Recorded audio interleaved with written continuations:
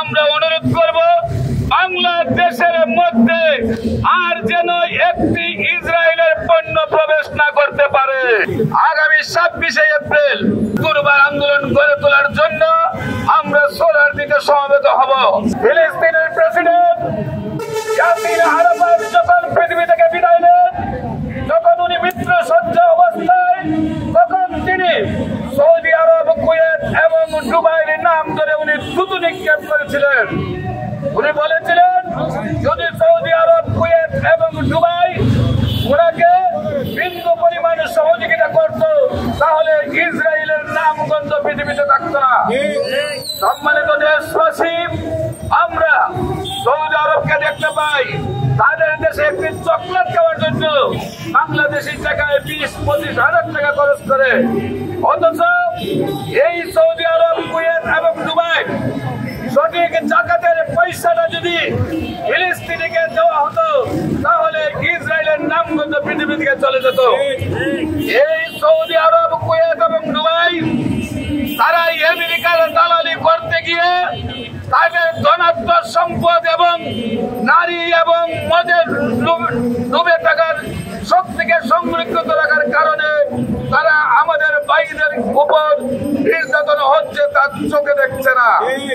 আজকে বাংলাদেশ থেকে বাংলাদেশ ইসলামী সমন্বয় পরিষদ বারবার রাজপথে দাঁড়াচ্ছে, বারবার এদেশ থেকে দাবি জানাচ্ছে ফিলিস্তিনের যুদ্ধ বন্ধ করার জন্য এবং ইসরায়েলের পণ্য বয়কট করার জন্য।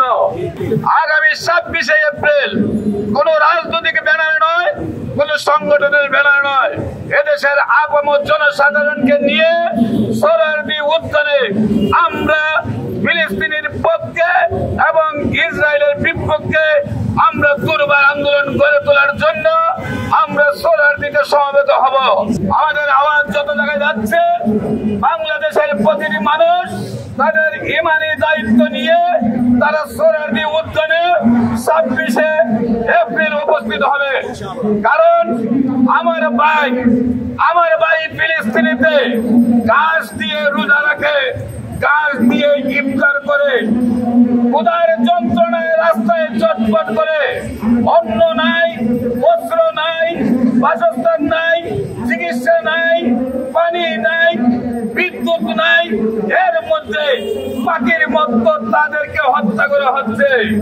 একদিকে তাদেরকে পাখির মতো হত্যা করা হচ্ছে, অন্যদিকে তারা তাদের মেরুদণ্ড দাঁড়া করে আল্লাহু আকবার বলে তারা ইসরায়েলের বিপক্ষে যার কাছে যা আছে তা নিয়ে দাঁড়িয়ে যাচ্ছে। বাংলাদেশের সরকার বাহাদুর ইসরায়েলের বিপক্ষে, ফিলিস্তিনের পক্ষে একটি বক্তব্য প্রকাশ করেছেন, সেই জন্য আমরা আপনাকে ধন্যবাদ জানাই। তবে আপনার শুধু বক্তব্যে সীমাবদ্ধ থাকতে হবে না, আমরা অনুরোধ করব বাংলাদেশের মধ্যে আর যেন একটি ইসরায়েলের পণ্য প্রবেশ না করতে পারে।